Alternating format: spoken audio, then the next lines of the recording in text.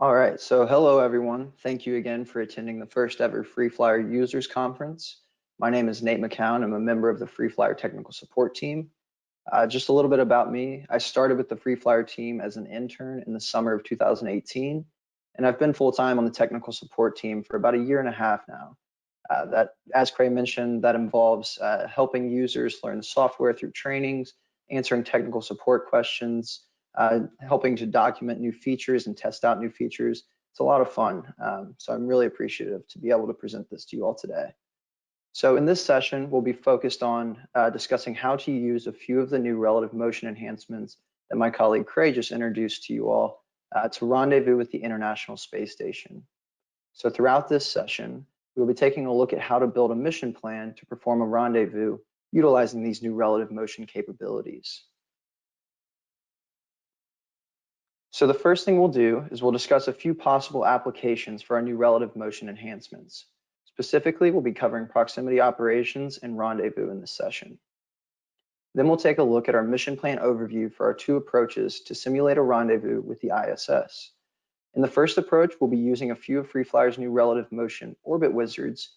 And in the second approach, we will analyze a more in-depth mission by starting in a LEO parking orbit, performing a Hohmann transfer to get our spacecraft in plane with the ISS, and then we'll utilize FreeFlyer's relative motion enhancements to dock with station.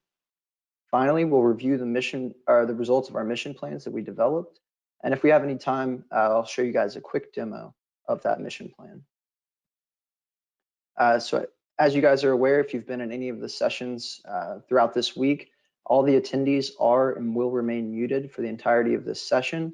If you guys have any questions, I highly encourage you to ask them in the chat. And at the end of my presentation, Motaz will read those questions off to me and I will give you guys as best answers I can. And if I'm unable to answer those questions in depth, I'd be happy to follow up with you guys following my presentation.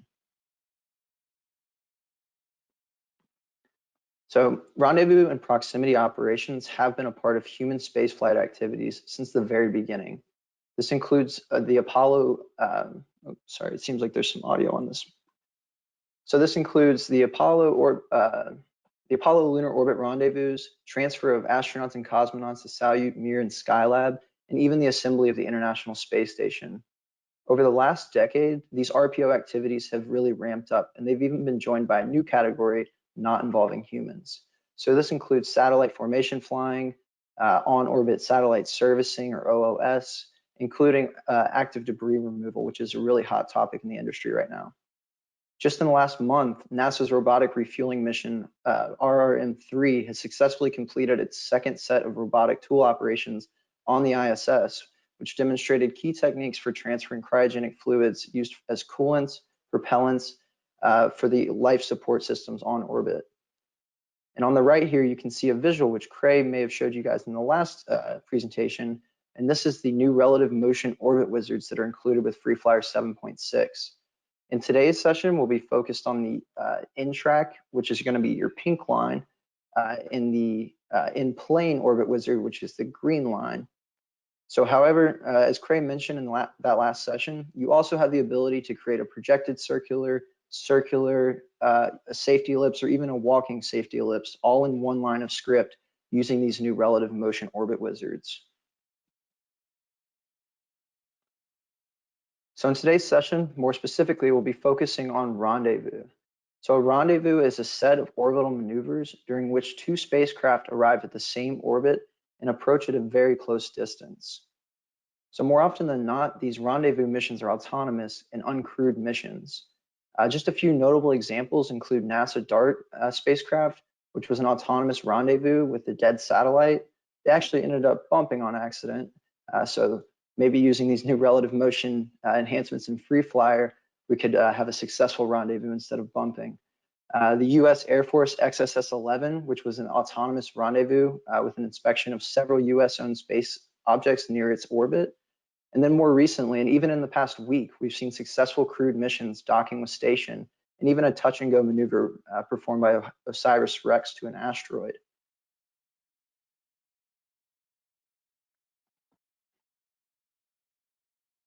All right, So in this session, we're going to be primarily focused on performing a rendezvous with the International Space Station using two different approaches. So in this first approach, we'll take a look at how we would rendezvous with ISS if we were already in an orbit relatively close to station. So we'll configure Dragon's initial orbit using the relative motion orbit wizard, and then we'll compute relative states and the necessary delta V, and finally rendezvous with station. The second approach we'll be taking a look at is the more in-depth example, or the more real-world example, where we'll be starting in an initial LEO parking orbit. We'll then perform a Hohmann transfer to get Dragon in plane with station, and finally repeat the steps from approach 1, where we compute the relative states and necessary delta V to rendezvous with station.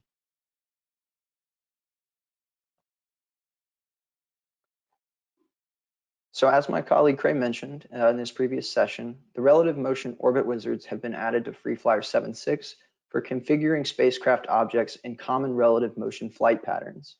In this example, we will walk through setting up two spacecraft, Dragon and ISS, using two of the new relative motion orbit wizards.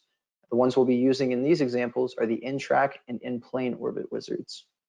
And finally, it should be noted for these two examples, the rendezvous maneuver will be modeled as a V&B impulsive maneuver. So let's go ahead and take a look at the script. So as with most mission plans, the first step is to create a spacecraft. So for this example, we'll be creating two spacecraft, SC Dragon and SC ISS. And then next, we'll go ahead and initialize ISS's orbit using the spacecraft.setKeplerian state method. So you can see here in one line, we use the SCISS.setKeplerian state method, where we then input a set of Keplerian orbital elements. So our semi-major axis, our eccentricity, our inclination, right ascension of the ascending node, argument of perigee, and true anomaly. So then we can go ahead and set ISS's propagator type. We're going to be using a two-body propagator so we can utilize the new relative motion enhancements. So next, we'll go ahead and set up Dragon's propagator to be the HCW propagator. And we'll also set a reference orbit. So this reference orbit, you can see here, we're setting using the .set reference orbit, SCISS in that fourth line of script.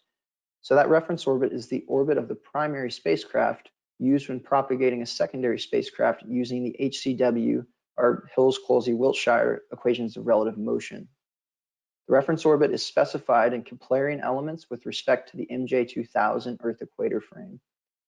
This reference orbit is also able to be initialized using another spacecraft's Keplerian state, or you can do it through the GUI as Craig mentioned in the previous session. But for this session, we'll be focused primarily on utilizing script so we can get a little bit more hands-on experience.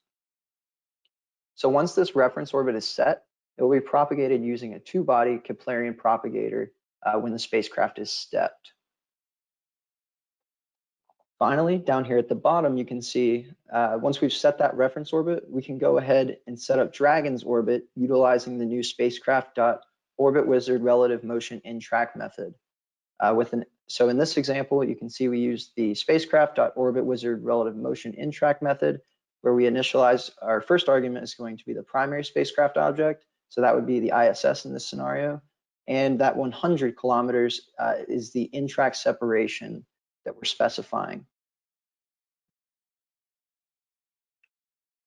Finally, we can go ahead and propagate using the HCW relative motion equations for 12 hours.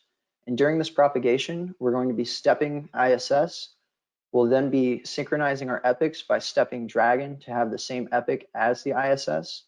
We'll report out an in-track separation to verify that the orbit wizard relative motion in-track method is actually keeping our spacecraft at that 100 kilometers separation.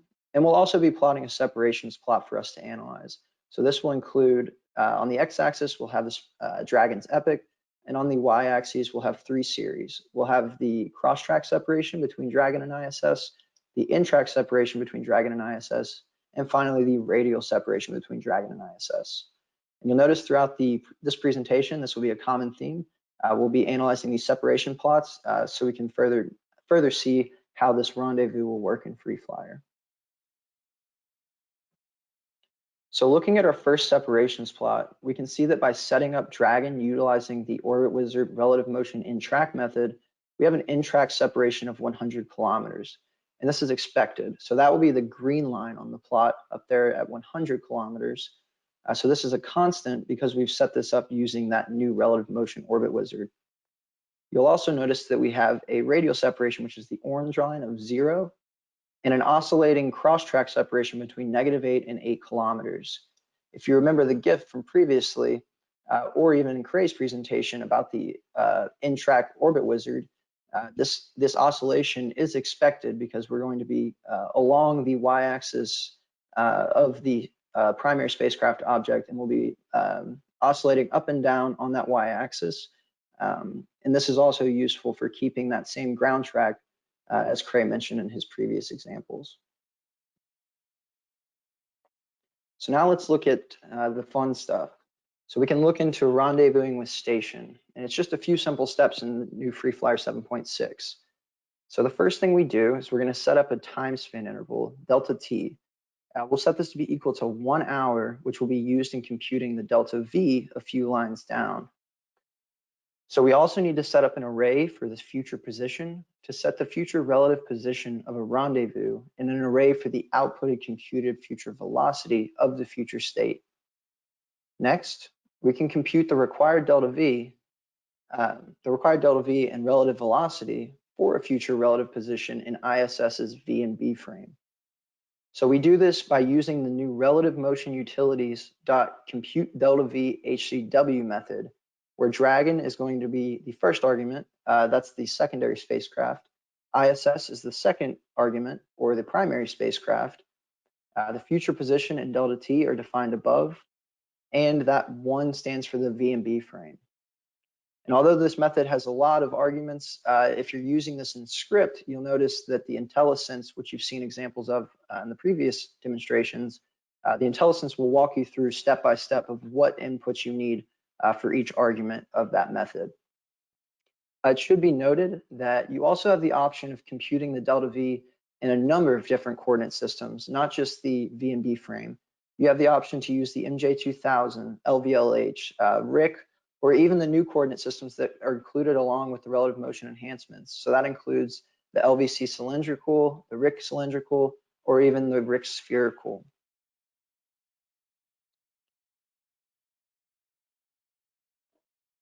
So the next thing we'll do is we can go ahead and assign the calculated predicted DV to an impulsive burn, which we're titling Rendezvous Burn. The Rendezvous Burn is once again set in the V and B frame by setting the impulsive burn.attitude system property equal to 1.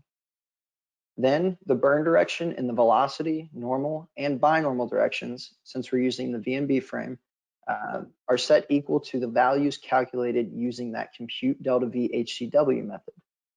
So the V would be the 0 index, the normal direction would be the index 1, and the binormal direction would be the index 2. Finally, we can maneuver Dragon and propagate for an extra 12 hours. We're doing this inside a while loop. So we first maneuver Dragon using the maneuver command, and then we propagate using the HCW relative motion equations for an extra 12 hours, where inside this while loop, we'll also be stepping our spacecraft, synchronizing our epochs, and we'll also update our plot window, our separations plot, so we can see how that rendezvous occurred. So looking back at that separations plot, we can see that the first 12 hours look nominal. They're the same as the previous plot.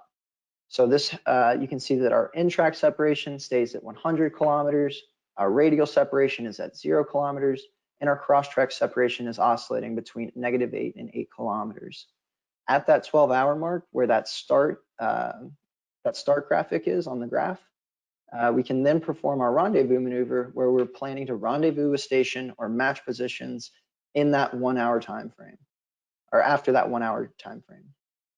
So after that 1 hour of propagation, you can see that the in-track, cross-track, and radial separation all flush out to 0, and they stay there until the end of the second 12-hour propagation. So all of our lines are ending up at 0, which is expected because we're matching positions with with the ISS, and so this separation plot proves that we have successfully rendezvoused with station. And just a few short lines of script. All right, so we're going to go ahead and move along to our second example. So let's go ahead and, all right, so looking at the second script, once again, the first thing you do, as with most mission plans, is create a spacecraft object. So in this example, we're working on a rendezvous, so we need two objects. So you have spacecraft Dragon and spacecraft ISS. Following along the same process as before, we're going to initialize the ISS orbit by using the spacecraft.setKeplerian_state method. And then we can go ahead and set ISS's propagator type to use a two-body propagator so we can utilize the new relative motion enhancements. Next, we will set Dragon's propagator to be the HCW propagator, and we'll go ahead and set the reference orbit using the .setReferenceOrbit method, where our argument will be the primary spacecraft, which is ISS in this scenario. So once we've set that reference orbit, in this example, we'll be working with the in-plane orbit wizard. So we can initialize Dragon's orbit by using the new spacecraft.orbitWizard relative motion in plane method. And for this example, we'll be setting the first argument as the primary spacecraft, or ISS, and we'll set a long track separation of 250 kilometers.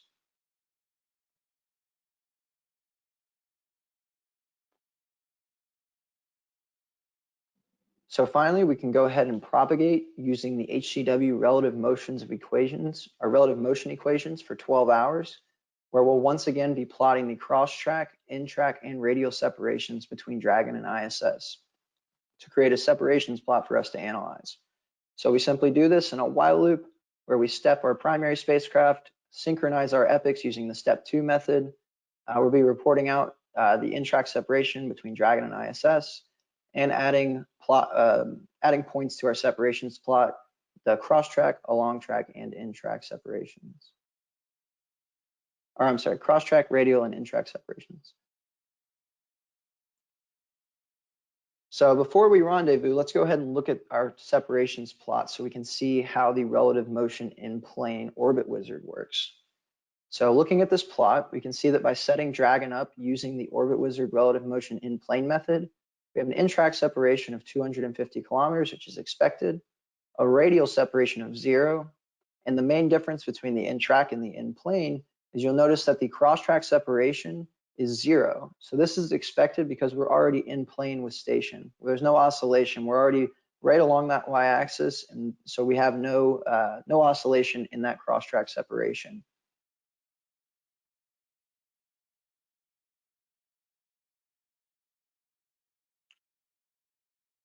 So now we can go ahead and look into rendezvousing with station. So we'll use the same approach as we did in our first example, where the first step is to set up a time span interval, delta t, to be 3 hours in this case. So this 3 hours, this delta t value will be used when we compute the delta t, or delta v rather, here in a few lines. So we also need to set up a future position array to set the future relative position of a rendezvous, and an array for outputted computed future velocity of the future state. Next, we go ahead and compute the required delta v and relative velocity for a future relative position in ISS's VMB frame. So we're once again doing this by using the new relative motion utilities.compute delta v HCW method, where Dragon is the secondary spacecraft, or the first argument. The primary spacecraft, ISS, is going to be your second argument, and then your future position and delta t are defined above, and the 1 is set for the VMB frame. So just as a reminder, you do have the ability to do this in other frames, but for this example, we're just going to be using the VMB frame.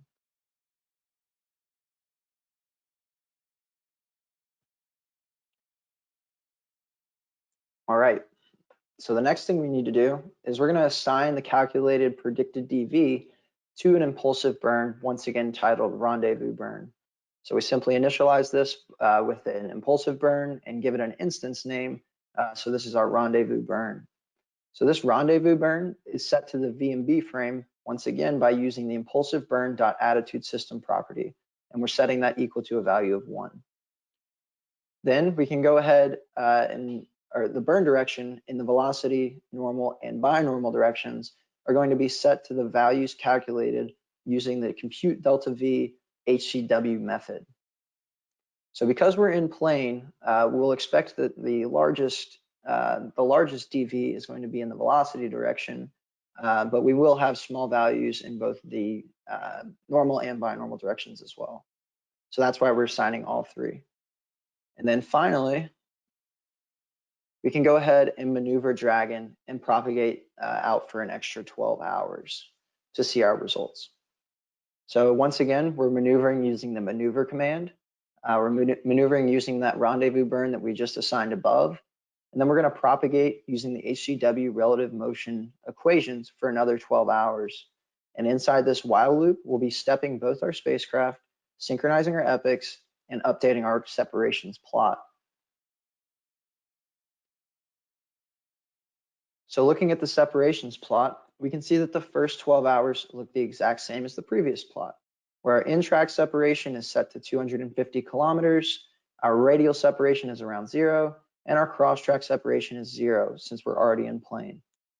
At that 12-hour mark, we then perform our rendezvous maneuver, which is signified by the start, and then after we start that maneuver, we're expecting to rendezvous a station during our delta T of 3 hours. So after those 3 hours propagation, you can see that the in-track, cross-track, and radial separations once again flush down to 0 and stay there until the end of that 12-hour propagation.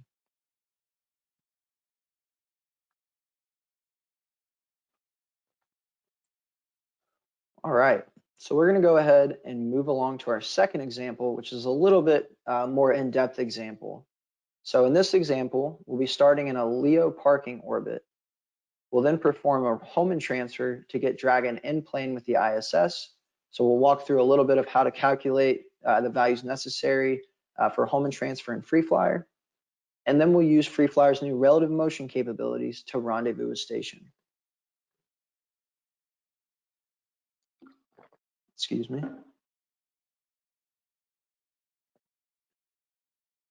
So the first thing we'll do is we'll walk through setting up a Hohmann transfer in FreeFlyer.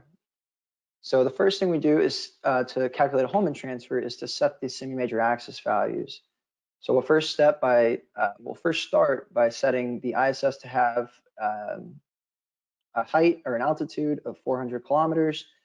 We then set our variable A1, which will be used when assigning Dragon's parking orbit, to have a value of 100 kilometers greater than that of the radius of the Earth. So this is also equal to the periapsis of the first transfer. Next, we can assign the variable A2 to have a value of 250 kilometers greater than that of the Earth's radius, which will represent the halfway point or the apogee of the first transfer and the perigee of the second transfer. Next, we calculate the parking orbits and transfer orbits using the values assigned above. And the first transfer orbit is taken as the average of the semi-major axis of the target and the parking orbit, and the second is taken as the average between the first transfer and the desired in altitude. The next thing we'll do is we'll go ahead and use the vis-vivo equation to calculate the analytic velocities, which will be used down the road to calculate the analytic delta V, which will be used for our Hohmann transfer burns. So you can see here that we're just it's just the square root of mu of the Earth times 2 over the radius of Earth minus 1 over the orbit semi-major axis. So nothing too special. We can do it all in one line in FreeFlyer, but this is how it would look. Moving along, now that we've calculated the analytic velocities, we can then calculate the analytic delta V values. So this will be dV1, dV2, and dV3. So we're going to be using these to configure our burns. So we'll go ahead and configure our impulsive burns. So these burns will once again be in the VMB frame, which is determined by setting that impulsive burn.attitude system property equal to 1. And then finally, the values calculated for dv1, dv2, and dv3 are assigned to the velocity direction of the impulsive burn objects, which is denoted by the 0th index in the burn direction array. So earlier we were looking at the VMB frame where we would set the velocity, normal, and binormal directions. But for this example, since we're going just directly in the velocity direction, we only need to assign that velocity value, or the value in that velocity direction.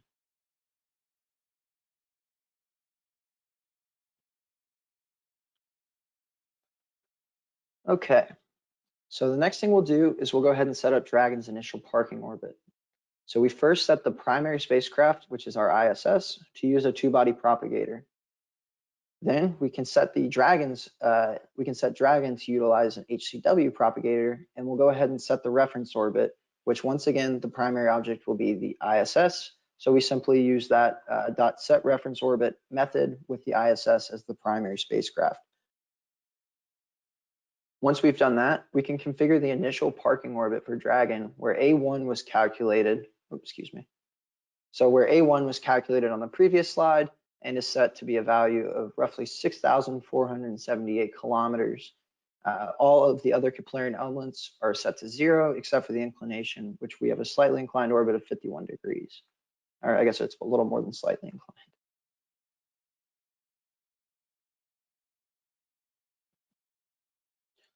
All right, moving along. So the first thing we'll do for propagation is we're going to go ahead and set the time span value of current epoch to be equal to that of Dragon's initial epoch. We can then propagate the spacecraft in an initial orbit for we're going to propagate in the initial orbit for 2 orbits and update our positions and separations plot. You can see here in this while stepping loop that we're able to denote the 2 orbits by stepping our spacecraft for a time span value of 2 times Dragon's orbital period. So you'll see that's a trend in these next few slides where we're stepping for a number of orbits rather than a time span value. So after those 2 orbits, we're going to go ahead and perform our first maneuver in the Hohmann transfer sequence. Utilizing the maneuver command, we use burn 1. We're going to go ahead and store that current epoch again so that we can then propagate for a half an orbit by once again using a while stepping loop. And inside there, we'll be updating our position and separations plot. For this one, we'll just be doing a half orbit. So we do that by using Dragon's period divided by 2 to get us a half an orbit.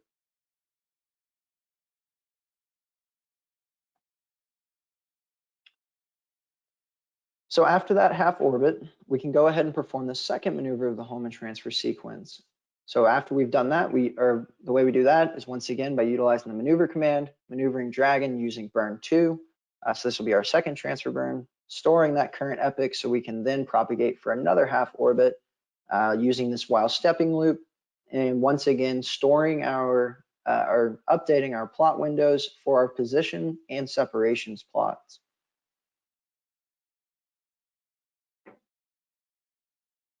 So finally, we can perform the final burn of the Hohmann transfer sequence, which is going to be our circularization burn. So this burn will put us in plane with the space station so that we can then go ahead and propagate and look into setting up our rendezvous. So once again, we'll be utilizing a while stepping command, and then we'll be stepping our spacecraft to have synchronized epochs and updating our positions and separations plots.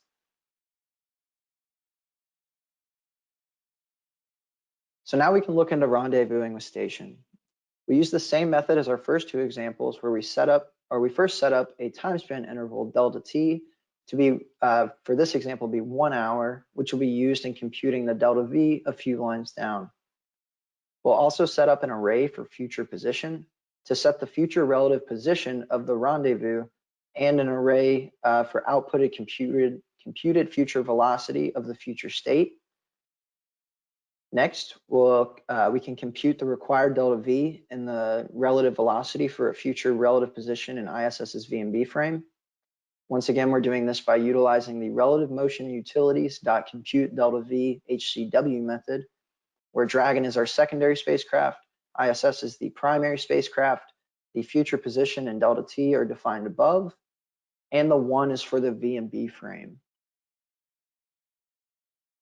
Once we've done that, we can assign the calculated predicted DV to an impulsive burn, which in this example, we're titling impulsive burn 1. This impulsive burn 1 will be our rendezvous burn. My apologies for not renaming that. So the impulsive burn 1 is set in the VMB frame by setting the impulsive burn.attitude system property equal to 1. And then the burn direction in the velocity, normal, and binormal directions are set to be equal to the values calculated using the compute delta V HCW method.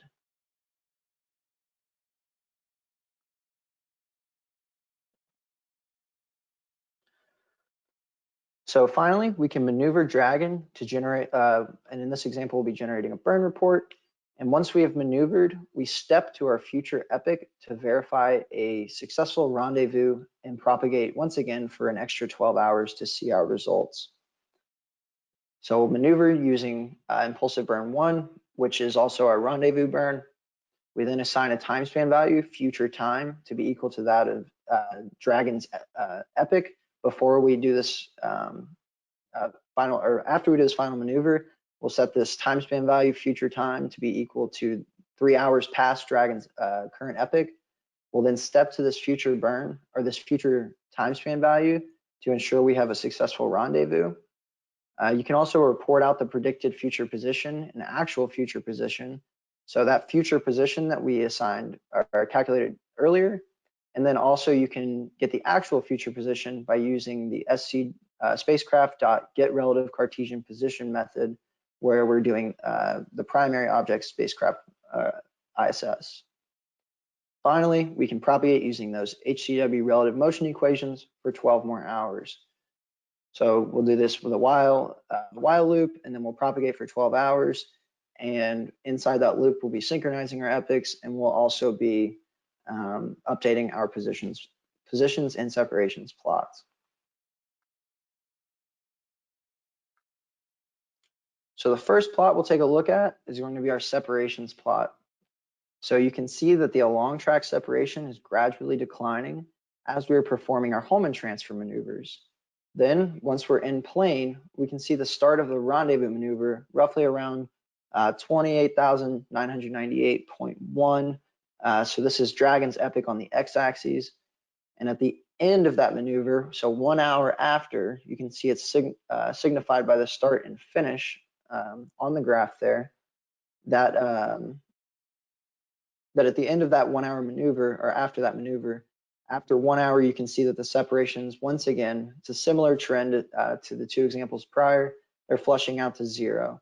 So this will be a little bit easier to see in the next plot, so I'll go ahead and switch that over. So looking at our positions plot, you can see that there are 6 clear lines, the X, Y, and Z position values for both Dragon and ISS. This red line running vertically is the start of the rendezvous maneuver. So that's at that 28,998.1, our Dragon's epoch. And then after, so that represents the start of the rendezvous maneuver. And you can see that as the maneuver concludes and we propagate out for that extra 12 hours, there's no longer 6 lines available or 6 lines visible. There are only 3. So that proves that we've matched our position with the ISS. And it should be noted, this plot was generated using only 3 lines. Aside from updating it, it was configured using only 3 lines of code using our new plot windows, our plot window enhancements with our plot scatter series. So I have a dark theme in the background, as well as I'm using, I believe, the bright color palette, which was all set in 1 line. So it makes it really easy to configure really pretty and legible plots. So due to the time constraint for this specific presentation, we did not cover visuals. However, here you can see from one of our viral videos on YouTube what docking with station and FreeFlyer would look like. The mission plan this mission plan that you're seeing here was built around the same problem statement that we covered in approach number 2, where Dragon starts in an initial LEO parking orbit, then performs a Hohmann transfer to get in plane with station, and finally docks with station. The 3D models you're seeing in this video here are loaded in and manipulated using FreeFlyer's 3D model object. And in the top left, you can see a custom sensor view, which gives you an idea of what the crew would be looking at as they're doing their final approach.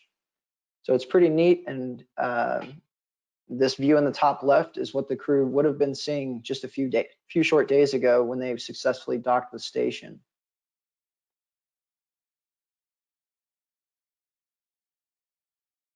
So for more information on any of the topics that we covered here today, I would highly suggest reviewing some of our additional resources. A great reference to start with is the FreeFlyer help file. As Cray mentioned, the FreeFlyer help file is something that our team takes great pride in to help users get a better understanding of all the great features available in FreeFlyer. So for this release, a new relative motion guide was actually added to the help file, which contains in-depth information on the HCW propagation, all the orbit relative motion orbit wizards, and even some examples with working with relative states. Here you can find in-depth descriptions of all of the methods and properties available, as well as script examples that will help you get started on using our new relative motion enhancements. The next thing I'd recommend you take a look at is take a look at some of our sample mission plans. So with your FreeFlyer installation, there are over 200 sample mission plans available at your disposal. And as Cray mentioned, you're able to review these to learn the tool, or you're even able to manipulate these for your own needs.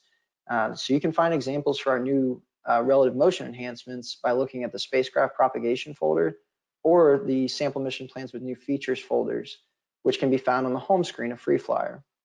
So we have examples for how to set HCW coordinates, or how to propagate using the HCW coordinate system, or I'm sorry, HCW coordinate sets propagation, proximity operations at the head track, and you also have an example for how to use all of the new relative motion orbit wizards.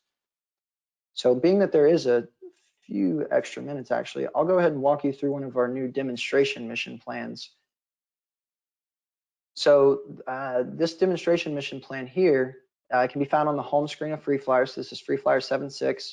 You have all of the sample mission plans with new features, as Cray mentioned. We have optimization, you have your relative motion capabilities, and even a plot window series one, so you can see how to easily manipulate your plots. The one of interest is going to be this natural motion circumnavigation mission plan, which is found in the demonstration mission plans. So these demonstration mission plans are a little bit more in-depth comparative to our other sample mission plans. They're really flashy and they're awesome to look at, and they're a great place to learn. So I'm just going to quickly go through this before we get into a question session. So I'll just keep this output here for just a moment, but this mission plan demonstrates a possible maneuver sequence to place a coplanar near neighbor chaser satellite, which is our deputy, into a natural motion natural circumnavigation arrangement with a geo target satellite, which is chief. The circumnavigation injection maneuver components are calculated using FreeFlyer's built-in relative motion utility. And then the configurable parameters you'll see here. So if I run this, we'll get a user interface. So you're able to change the longitude at equator, inclination, argument of perigee, and true anomaly. And you're also able to set an initial offset or initial separation between chief and deputy satellites along the long track axis. And then you can also set a standoff range. So we're going to keep these as the defaults. But what this mission plan is doing is we're configuring that chief geo orbit. We're also configuring a deputy orbit for visualization in the in-plane orbit wizard, which we saw in our previous examples. Then computing our delta V HCW using the relative motion utilities. So we're computing a desired transfer time for chief and deputy states. And then, so the actual order of operations here, we're going propagate to the drift maneuver, configure the drift injection maneuver in the VNB frame, inject into the drift orbit, and then propagate for 10 days until we reach that standoff range. So you'll see here, when we propagate using this along track orbit wizard or in-plane orbit wizard, we're getting into this circumnavigation. So circumnavigation, for those that aren't aware, it's the process or action of traveling all the way around something. So in our case, this is in reference to the deputy spacecraft traveling all the way around that chief spacecraft. So the outputs we have here, we have an orbital separations plot, which should look familiar because we've been using those in all of our examples. So you can see our along track in this blue, our cross track in this red, which is steady at 0, radial, total range, And you can see that this total range is staying just at that, or oscillating just up and down between that standoff range, which we assigned at 5 kilometers. The other plots you can see here are we have the eccentricity plot down here in the bottom left. So this is the leader's orbit. It must be circular, so we can track the change in eccentricity. And then the latitude versus longitude ensures that things are staying in plane. So I'll go ahead and go back to the presentation. And then, so finally, if you guys have any more questions, or if you would like any more information on anything you saw during this presentation, or any of the presentations we've gone through through the beginning of this week, feel free to reach out to our technical support team. We'd be happy to assist you. You can reach us by our email, which is techsupport@AI-solutions, or by our phone, if you prefer a phone call.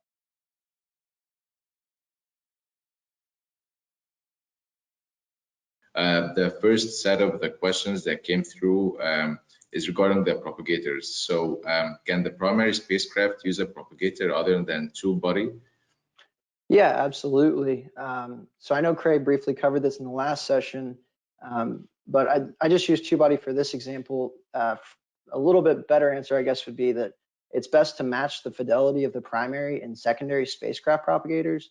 So if you're using two-body propagator for the ISS, which I was doing in these examples, you want to match that with the secondary spacecraft also using a two-body, or secondary should be using HCW, I'm sorry.